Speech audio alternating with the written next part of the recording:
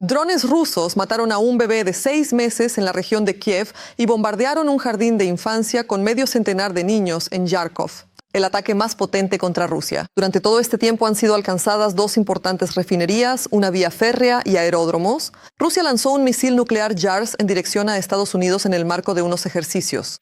A los soldados rusos en Pokrovsk se les ha dado la orden de matar a civiles. Intercepción de inteligencia impactante. Cientos de muertos. Las Fuerzas Armadas de Ucrania destrozaron unidades de las tropas rusas cerca de Kupiansk. Ucrania prepara Crimea para la desocupación. Detalles impactantes de la próxima operación especial. La comisionada para los derechos del niño de Rusia confesó sus crímenes ante la Cámara. Putin dejó plantado a Trump de manera grosera. La reunión en Budapest ha sido cancelada.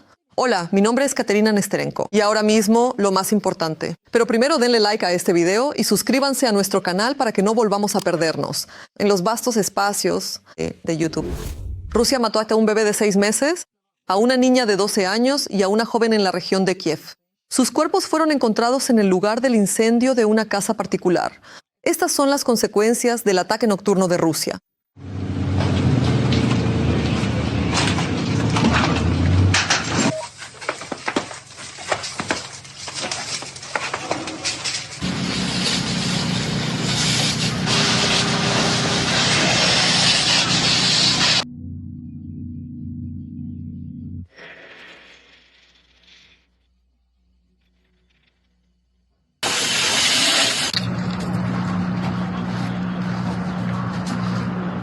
El presidente Zelensky informó de al menos 6 muertos y otros 17 heridos. El objetivo del ataque era la infraestructura energética, pero hubo muchos impactos también en viviendas, en particular en Kiev y en Zaporilla. Resultaron afectadas las regiones de Kiev, Odessa, Chernigov, Dnipropetrovsk, Kirovogrado, Poltava, Vinnytsia, Zaporilla, Cherkasy y Sumy. En algunas regiones se han implementado cortes de electricidad de emergencia. Por la mañana se supo que en Yarkov los terroristas atacaron un jardín de infancia, justo cuando allí se encontraban 48 niños. El alcalde de la ciudad, Terehov, informó que lamentablemente hay niños heridos y que el jardín de infancia quedó completamente destruido. Es imposible ver estas imágenes sin lágrimas.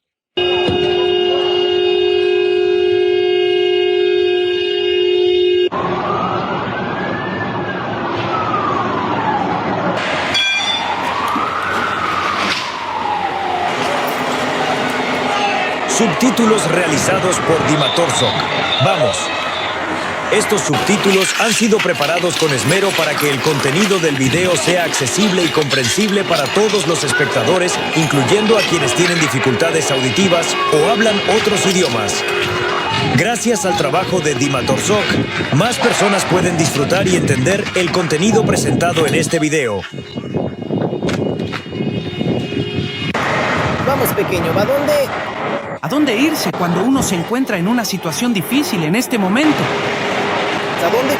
Bueno, ahora está bien, la verdad,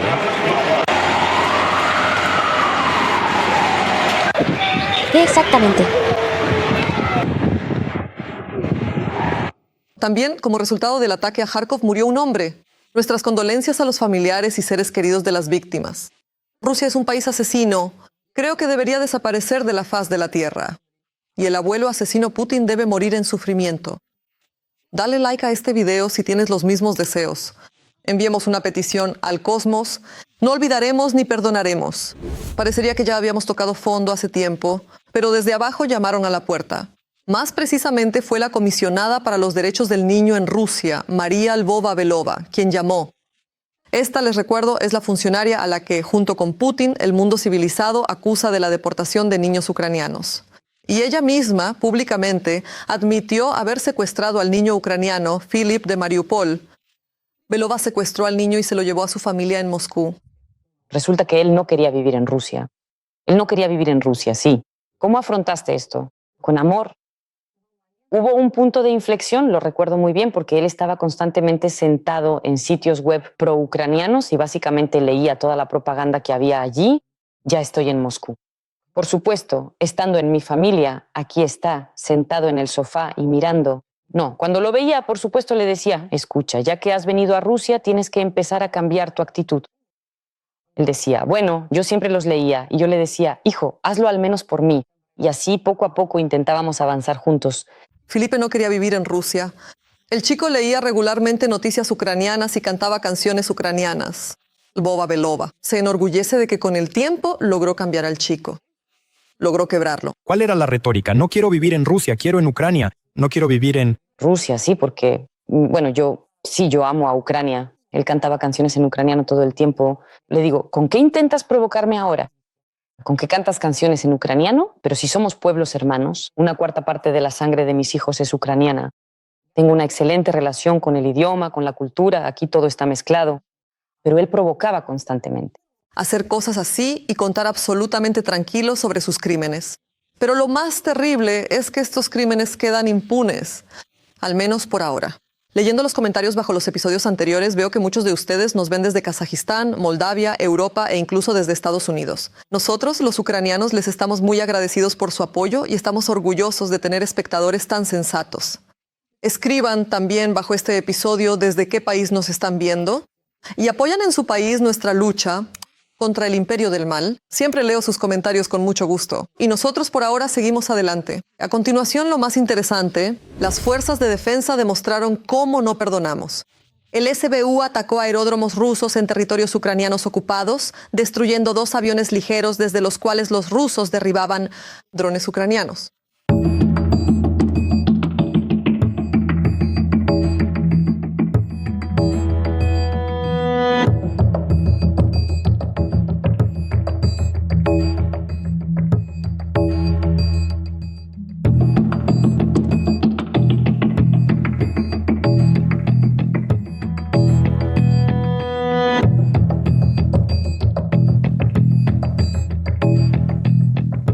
En el SBU dicen que este ataque despeja el camino para los drones ucranianos de largo alcance y garantiza explosiones continuas en la retaguardia rusa. Además, la Federación Rusa probablemente sufrió el mayor ataque combinado de la historia. También durante la noche empezaron a aparecer imágenes de un incendio cerca de una estación en la región de Briansk. Luego, el Estado Mayor confirmó que las Fuerzas Armadas de Ucrania atacaron la planta química de Briansk con misiles, entre ellos el Storm Shadow, que superó la defensa antiaérea rusa. Pero eso no es todo. Durante la noche, drones atacaron la refinería de petróleo en Makhachkala, en Dagestán, a más de 1.200 kilómetros de la línea del frente. Como si quisiera caer. ¡Cayó! ¡Cayó! Y ni siquiera esto es la lista completa. También durante la noche, en Mordovia fue atacada la planta mecánica de Saransk, que se dedica a la producción de equipos y piezas para la ingeniería mecánica y el sector de defensa. 4 drones, uno de ellos explotó y otro... Además, en Rusia también hicieron explotar una vía férrea, según informa Pescao, en San Petersburgo, que se utiliza para la logística militar. Gracias a las fuerzas de defensa de Ucrania por este trabajo. Esto es mejor que cualquier sanción. 12 puntos. Es precisamente en tantas áreas que Ucrania y la UE están preparando un plan para poner fin a la guerra. Así lo informa la publicación Bloomberg. El plan de alto el fuego necesita la aprobación de Estados Unidos y esta semana representantes de la UE podrían visitar Washington para su coordinación. El plan rechaza las renovadas exigencias del dictador ruso a Estados Unidos de que Kiev ceda territorios a cambio de un acuerdo de paz. El plan también prevé un alto el fuego, el cese simultáneo de las ofensivas de ambas partes, el intercambio de prisioneros y el regreso de los niños deportados. A Ucrania se le prometen garantías de seguridad, financiación para la reconstrucción y un camino acelerado hacia la Unión Europea. Las sanciones contra Rusia deben levantarse gradualmente y los $300.000 millones de reservas congeladas del Banco Central de Rusia solo se devolverán después de que Moscú participe en la reconstrucción. Pero por supuesto, Rusia no deja de intentar imponer su propio plan. Bueno, más que un plan, es más bien una lista de exigencias ultimátum. Estas condiciones para un acuerdo de paz con Ucrania fueron enviadas por la Federación Rusa en una nota confidencial remitida a Estados Unidos el pasado fin de semana. Así lo informa la publicación Reuters. Moscú vuelve a exigir el control de todo el Donbass, lo que implica rechazar el enfoque de Trump de congelar la línea del frente. En las posiciones actuales... Además, otro medio, The Telegraph, informó que la reunión entre Trump y Putin en Hungría fue cancelada. En mi opinión, eso era predecible. En primer lugar, los funcionarios rusos estaban preocupados de que simplemente mataran a Putin, ya sea en el camino o en el lugar. Incluso se decía que el asesinato del dictador ruso estaba siendo preparado por el Reino Unido. Y en segundo lugar, Polonia declaró que si el avión de Putin sobrevolaba su territorio, lo obligarían a aterrizar para arrestar al presidente ruso. Porque la Corte Penal Internacional emitió una orden de arresto contra Putin ya en 2023. ¿Y ustedes qué piensan? ¿El del búnker tuvo miedo de volar a la UE? ¿Creen que hay otras razones para negarse a negociar?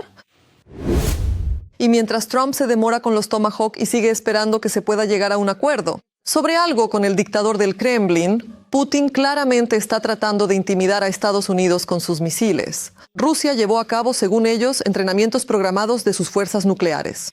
El Kremlin mostró un video de su exhibición nuclear. Los terroristas realizaron un lanzamiento de prueba del misil balístico intercontinental JARS, que es capaz de portar ojivas nucleares.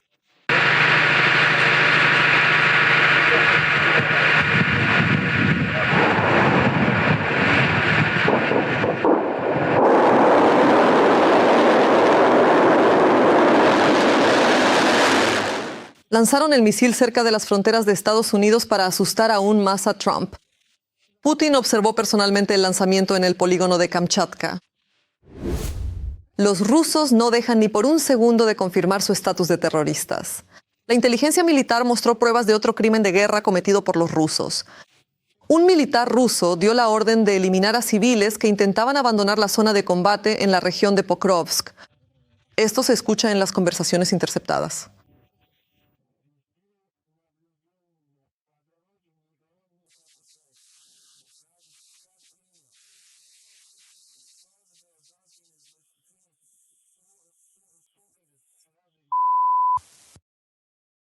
La orden de ejecutar a los civiles fue dada por uno de los comandantes de campo de la 30ª Brigada Motorizada Independiente, que forma parte del Segundo Ejército Combinado del Distrito Militar Central de la Federación Rusa.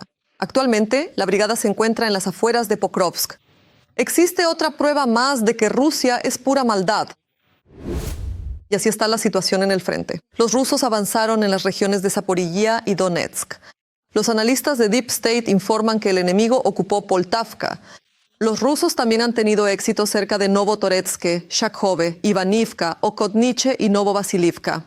Los militares ucranianos también informan sobre la difícil situación en la aglomeración Pokrovsko-Mirnohradska.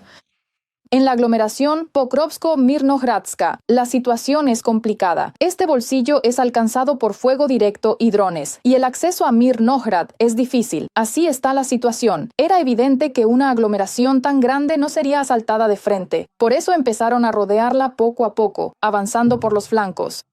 Mientras tanto, en la dirección de Kupiansk, pilotos ucranianos destruyeron con bombas aéreas a toda una unidad de ocupantes, un depósito de municiones y la posición de los operadores de drones enemigos.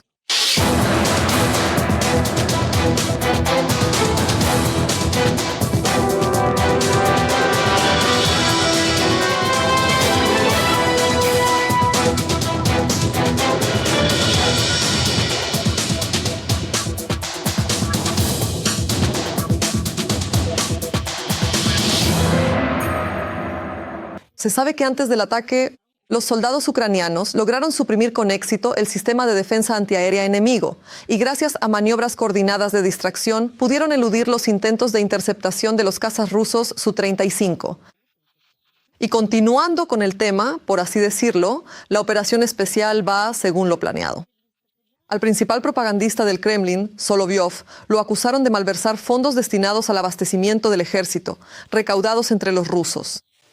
De hecho, el bloguero Zeta Pozniakov publicó un mensaje en el que afirma que Solovyov se apropia de cientos de millones de rublos de las colectas para el ejército. De los combatientes y de la operación militar especial. Aquí están los buggies de Solovyov y su fundación, que nos proporcionó. Esto no es más que metal, madera y un motocultor. Al final, ni siquiera nos atrevimos a enviar esta vergüenza al frente. Ahora simplemente se pudren y se oxidan sin uso en la retaguardia. Esta mierda se atascaría en el primer charco. Y además tiene muy poca velocidad, así que todos los FPV serán para ti. Solovyov solo grabó videos llamativos con esta chatarra para el informe. En cuanto al costo de producción, te han estafado. Pero cada recaudación junta 100 millones. Señores, ¿me pueden decir por qué no me sorprende en absoluto? Bueno, esto es un circo, de verdad, y como dicen, el espectáculo continúa. Según lo planeado, en Rusia cada vez más fábricas están deteniendo su trabajo. Mientras tanto, en el frente, los combatientes ucranianos eliminaron con éxito las posiciones enemigas. Trump anunció un nuevo armamento y Francia incluso declaró la compra de medios de defensa para Ucrania. Alemania se prepara para derribar drones rusos, mientras otra nación se ha unido a la iniciativa Pearl. Y mientras tanto, Rusia sigue atacando ciudades ucranianas pacíficas. Más detalles sobre lo que ocurre en el teatro de operaciones en nuestro reportaje. ¿Qué es eso? ¡Mamá! La noche fue inquieta en Bataisk, en la región de Rostov, y hasta allí llegaron los drones, en la noche del 21 de octubre. Lo vivimos. Maldita sea. Tenía tanto miedo de que esto llegara a nosotros, y ya está. Se informa que Bataisk es un gran nudo ferroviario y de clasificación. Pero lo que también es interesante es que ahora los propios rusos indican a dónde es mejor que vuelen los drones ucranianos. Chicos, el Kremlin no está aquí, por supuesto. Hay que golpear al Kremlin. Se han equivocado de coordenadas. Y el mayor GPP de Orenburg y la refinería de Novokuibishevsk incluso detuvieron su trabajo tras el ataque de los drones ucranianos. Aunque en la propia Rusia dicen otra cosa. En Orenburg es un clásico del género. El Ministerio de Emergencias de Rusia negó el incendio en la planta de gas y de inmediato envió bomberos para apagar el fuego. Aunque, en realidad, en Rusia eso ya está prohibido desde hace tiempo. Cuando todo está ardiendo, bueno, según los informes, todo está tranquilo. Y las fábricas volverán a funcionar, seguramente no tan pronto. De hecho, según informan, los trabajos de restauración no comenzarán antes de principios de noviembre. ¿Cuál es la tarea principal? Paralizar la mayor cantidad posible de instalaciones del sector energético de la Federación Rusa. Crear un desequilibrio, por ejemplo, dejar fuera de servicio la mayor cantidad posible de instalaciones en la parte central de la Federación Rusa, que es lo que se está haciendo ahora. Son subestaciones de todo tipo. Las instalaciones que se encuentran en otras regiones de la Federación Rusa experimentaron sobresaturación, tuvieron una sobrecarga.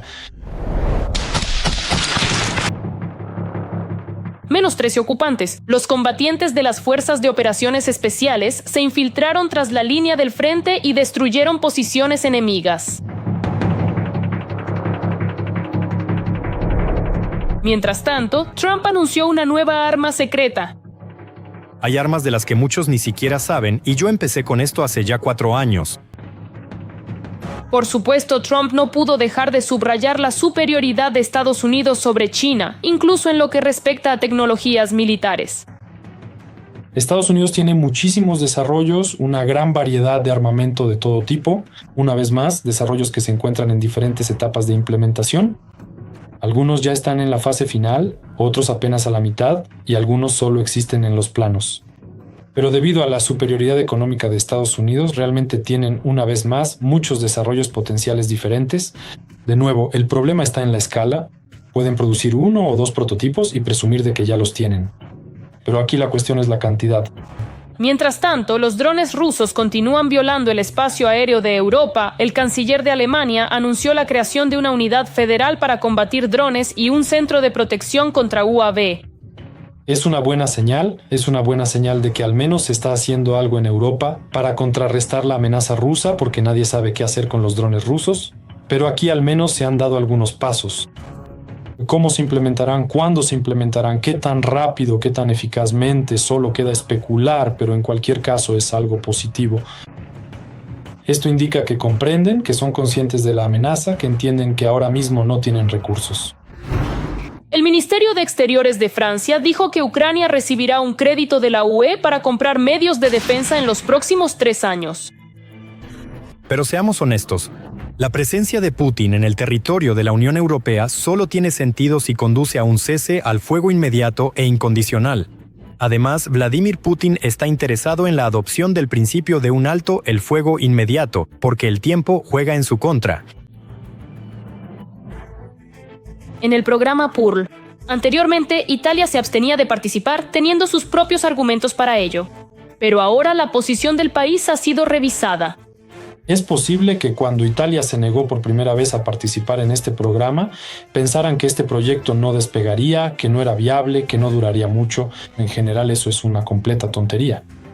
Pero al examinarlo más de cerca, resultó que sí despega, se financia y se logran desarrollos interesantes.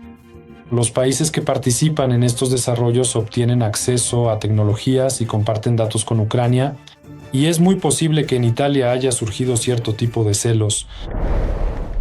Rusia continúa atacando ciudades ucranianas pacíficas. En la noche del 21 de octubre, 6 KB rusos impactaron en Kharkov. Se sabe de 11 personas heridas. En Gerson, como resultado de un ataque de drones, 3 personas resultaron heridas. Y Chernigov, tras el ataque de drones, se quedó completamente sin luz ni agua. No dejo de admirar el coraje y el heroísmo de los soldados ucranianos. Ellos mantienen el frente y resisten a una enorme horda que los supera ampliamente en número. Por eso les pido que apoyen a las Fuerzas Armadas de Ucrania y si no pueden hacerlo económicamente, escríbanles palabras de apoyo en los comentarios. Sé que nos están viendo. Ucrania está preparando activamente la península de Crimea para la desocupación. Ahora, para los rusos y colaboradores, vivir y trabajar en Crimea se está volviendo insoportable. En las gasolineras ya ha desaparecido incluso el diésel. Y los exitosos ataques de las Fuerzas Armadas de Ucrania contra los radares militares rusos hacen posible la destrucción posterior de la infraestructura de combustible y militar de los ocupantes. A continuación, sobre lo que espera a los residentes y ocupantes en la península ocupada en un futuro próximo.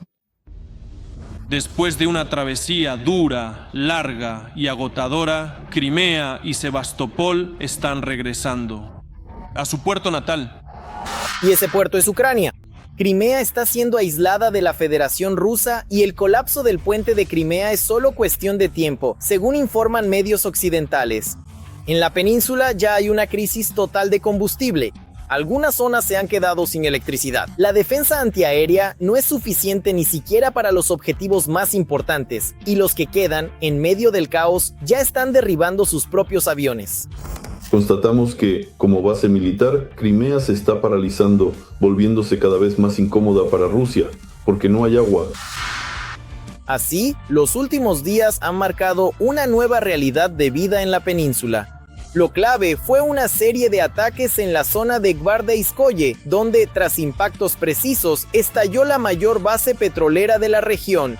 Según los lugareños, la base en llamas de Gvardeyskoye se podía ver desde el suburbio de Sarajevo en Simferopol, a muchos kilómetros de distancia. Guardias. El ataque no fue solo al depósito de petróleo, sino también al aeródromo militar y a la guarnición rusa situada allí. Según información online, un depósito de municiones situado en el territorio de la guarnición también fue atacado. Además, la terminal petrolera cerca de Feodosia también detuvo parcialmente sus operaciones. Debido a varios ataques, solo en este mes, 11 tanques de combustible fueron completamente destruidos, como lo demuestran las imágenes satelitales. La historia de la terminal petrolera de Feodosia es muy importante. ¿Por qué? Porque no se incendió por sí sola. Se quemó junto con el combustible que estaba en esos depósitos, y eso será muy difícil de restaurar. No está claro qué había allí, si diésel o gasolina. Pero si era gasolina, lo que es más probable, eso significa que la crisis esta semana en la Crimea ocupada será mucho mayor que la de la semana anterior. Así que estamos a la espera.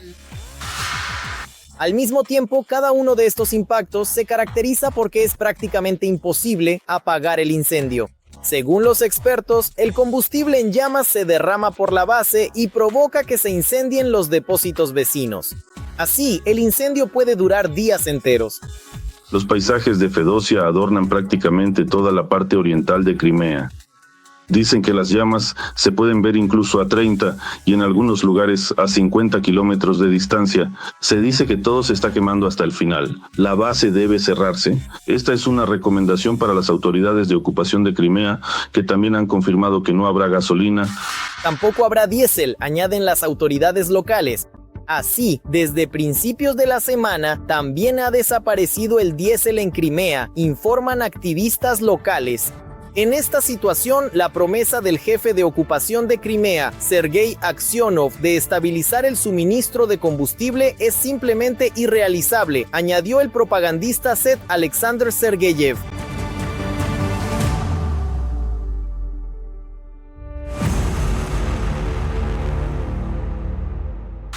Al mismo tiempo, las autoridades intentan desesperadamente ocultar la verdadera situación de lo que está ocurriendo en Crimea.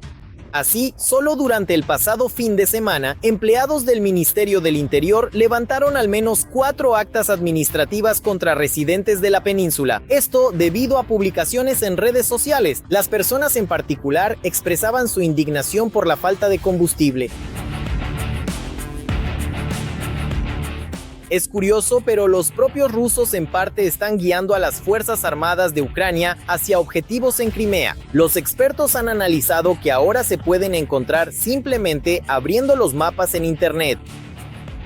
¿Recuerdan cuando Yandex Maps empezó a difuminar todo tipo de objetos estratégicos? Yo decía que ahora se sabe exactamente dónde hay que golpear. Pues bien, amigos míos, desde Inform Napalm notaron que las fuerzas de operaciones especiales hicieron precisamente eso.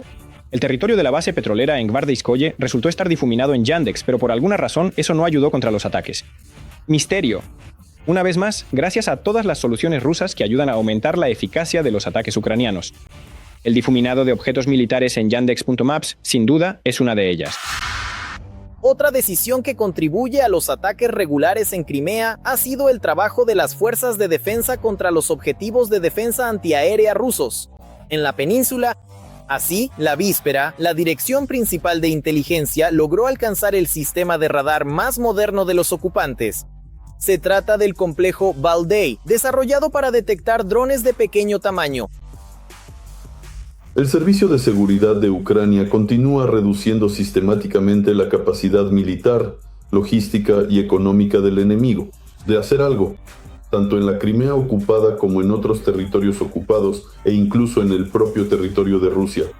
Pero Crimea sufre más que nadie, porque deliberadamente destruyeron el sistema de defensa antiaérea en Crimea, reduciendo su capacidad de defenderse. Y ahora trabajamos como dentro del cuerpo.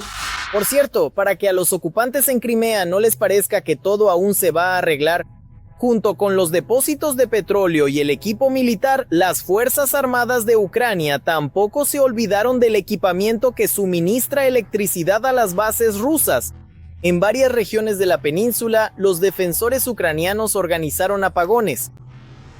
En Crimea, durante la noche se averiaron varias subestaciones eléctricas y en particular la subestación eléctrica principal en Dzankoy o Dzhankong, como la llamábamos allí en Crimea. Así la llamábamos. Así que ahora se están implementando horarios de cortes de luz, incluso para Putin.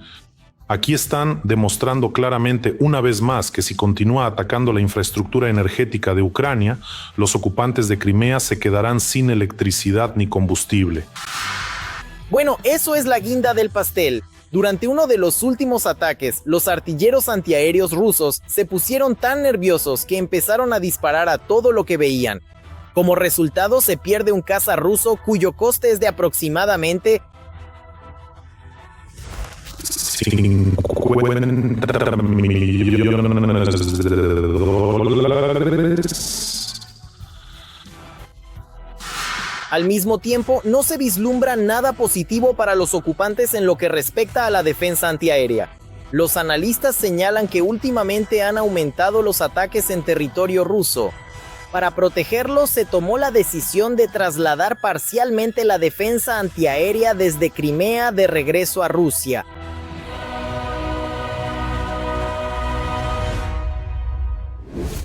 En las regiones pobres de Rusia, el reclutamiento de contratistas está fracasando debido a las grandes pérdidas y los bajos pagos. Así lo informa la Dirección Principal de Inteligencia de Ucrania. Como se señala, la situación más grave se observa en las regiones más pobres, como la República de Saja, Yakutia. Y según documentos internos del Ministerio de Defensa de la Federación Rusa, el reclutamiento promedio en los puntos de selección de Yakutia representa alrededor del 40% de las normas establecidas por Moscú. Las causas mencionadas son los pagos regionales insuficientes, así como la falta de voluntad de las autoridades locales de apoyar activamente el reclutamiento. Además, la inteligencia señala que el fracaso de la campaña se vio influido por las importantes pérdidas entre la población local, en particular entre los representantes de los grupos étnicos yakutos, evencos y evenos, quienes no desean luchar por los intereses de Moscú. Mientras tanto, el Kremlin intenta compensar la falta de militares reclutando activamente a extranjeros. Hasta el momento, se sabe de al menos 270 mercenarios de Kazajistán que han muerto o están desaparecidos, quienes luchaban del lado de la Federación Rusa. ¿Cree usted que esta, por decirlo suavemente, no positiva? ¿La dinámica de movilización en Rusia podrá, de alguna manera, sentar al Kremlin en la mesa de negociaciones? Comenten, siempre los leo. Mientras Washington no puede decidir de qué lado está, Europa no tiene tiempo para vacilar en distintas direcciones. El viejo continente apoya firmemente a Ucrania y prepara una serie de medidas contundentes para acabar con el régimen de Putin. Si no es en el campo de batalla, será sin duda en el ámbito económico. El jueves se debe aprobar el 19º paquete de sanciones. Y en estos momentos se está preparando el rechazo total de los países de la Unión Europea al gas ruso y se están tomando decisiones clave sobre los miles de millones rusos congelados. Todos los detalles en nuestro reportaje. Europa demuestra determinación. 3 decisiones importantes se tomarán en un futuro muy próximo. Un nuevo paquete de sanciones, el rechazo al petróleo y gas rusos e incluso el uso de los activos rusos. La UE endurece la presión sobre Rusia porque sabe que el país terrorista percibe solo la fuerza. Vemos los esfuerzos de Trump por establecer la paz en Ucrania. Por supuesto, todos estos esfuerzos son bienvenidos, pero no vemos que Rusia realmente busque la paz. Rusia solo entiende la fuerza y solo negocia cuando realmente la obligan a hacerlo. Por eso, por supuesto, estamos discutiendo qué más podemos hacer. El nuevo paquete de sanciones en la UE se aprobará ya este jueves 23 de octubre. De ello está convencida la alta representante de la UE para Asuntos Exteriores y Defensa, Kaja Kallas. El paquete será diferente a los anteriores. Las restricciones afectarán de inmediato a 3 sectores clave: energía, servicios financieros y comercio. Sobre el cambio de enfoque respecto a las sanciones, ya habló a principios de octubre la presidenta de la Comisión Europea, Ursula von der Leyen. Según ella, la UE ya no propondrá sanciones graduales, sino que, por el contrario, busca medidas más estrictas. Sin embargo, no se deben esperar resultados rápidos. Las nuevas restricciones están pensadas para un juego a largo plazo. No se puede decir que el 19º paquete de sanciones, que debería ser aprobado finalmente esta semana, sea realmente revolucionario, ya que varios puntos tienen efecto diferido. Por ejemplo, el rechazo al GNL ruso a partir de 2027. Y debemos entender que estamos en octubre. Del 25, por lo tanto, queda más de un año de periodo de transición. No fue un proceso sencillo con este paquete. El principal obstáculo, por sorprendente que parezca, fue Austria. Bien, anteriormente no estaba de acuerdo con la adopción de nuevas restricciones si la Unión Europea no desbloqueaba parte de los activos rusos para compensación al Raiffeisenbank austriaco por las multas impuestas por el tribunal ruso. Pero nadie apoyó las exigencias de Austria y los austríacos cambiaron radicalmente su posición. Es sorprendente, pero no planean bloquear el nuevo paquete. Ni siquiera Hungría. No tenemos ningún plan para bloquearlo. Hemos logrado eliminar todas las medidas que contradecían nuestros intereses nacionales. Las acciones de Trump, sus éxitos en Oriente Medio, todo esto crea un trasfondo político adicional y cierto estímulo para algunos opositores, precisamente dentro de la propia UE, pero en cierto modo hace que se hable menos de bloquear las sanciones antirrusas.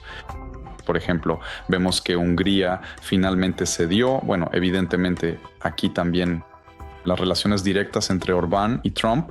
Pero si Hungría no bloqueó el 19º paquete de sanciones, sí intentó influir en la decisión de rechazar el gas y el petróleo rusos, al igual que Eslovaquia. La víspera, el Consejo de la UE apoyó el rechazo total de la Unión Europea al uso de combustibles fósiles rusos. La decisión fue apoyada por una abrumadora mayoría de votos, excepto por Hungría y Eslovaquia. Sin embargo, su voto no era tan importante. Las decisiones fundamentales deben tomarse por consenso, es decir, la cuestión del sí debe ser aprobada de inmediato por los 27 miembros de la Unión Europea. pero para una serie de cuestiones basta con una mayoría cualificada, esto es,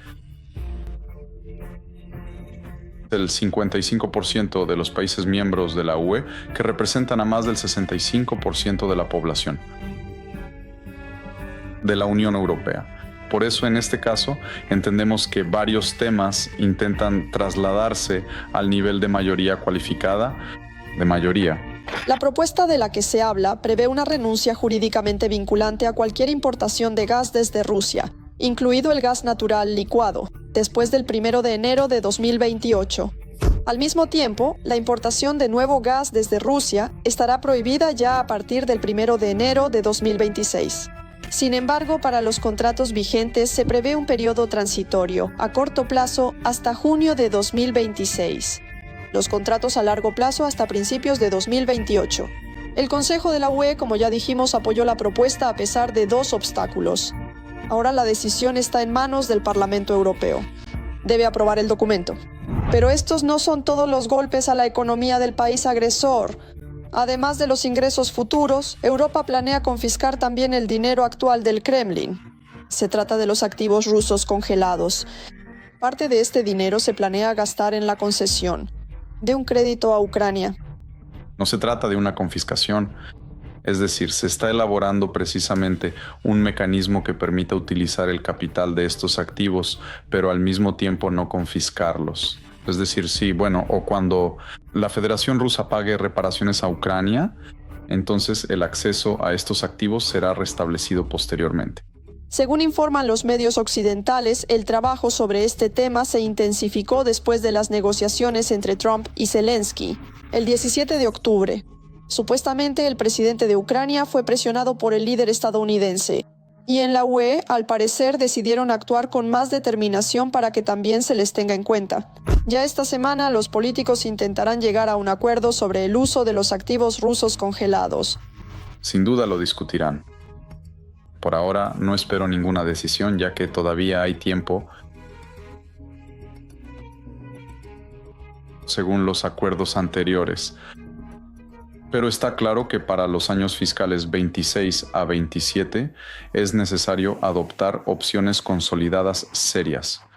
Y entendemos perfectamente que ahora no hay otra salida para Occidente, excepto al final recurrir al camino de un crédito de reparación para Ucrania. Simplemente no hay otra opción, ya que realmente se necesita financiación enorme. ¿Lograrán ponerse de acuerdo los políticos europeos? Es una pregunta abierta, pero la determinación de Europa en los últimos pasos inspira esperanza. La UE no tiene intención de obedecer incondicionalmente a Trump, sino que está dispuesta a ayudar y actuar. En Rusia, todo está estable. Allí decidieron que la canción del artista opositor ruso Noise MC, Svetlana Polosa, desacredita al ejército, ya que los ucranianos la escuchan durante los ataques de drones. Como informó Rotondi, la jefa de prensa de los tribunales, Daria Lebedeva, en el acta los policías incluyeron una cita de las redes de Noise MC. Un fan del artista le escribió que había puesto la canción Svetlana Polosa en Kiev durante un ataque de drones y sentía el apoyo del artista. De este modo, por parte de Alexev IA, no solo por la propia canción Svetlana Polosa, sino también por los comentarios sobre su lanzamiento. En la sociedad se está formando una valoración negativa de la operación militar especial de la Federación Rusa, según consta en el acta. Noise MC es un rapero ruso que se manifiesta activamente en contra de la guerra. En febrero de 2022, él salió de Rusia, tras lo cual fue declarado agente extranjero. En Rusia, como vemos, todavía luchan contra las canciones del artista que se pronuncian en contra de la guerra de conquista de Rusia contra Ucrania. Bueno, ¿qué se puede decir? El circo se fue, pero los payasos se quedaron. ¿Qué les parecen nuestras noticias? Escriban qué deberíamos cambiar para mejorar. Sin duda lo tendremos en cuenta. Y por ahora, denle like a este video para apoyar lo que hacemos.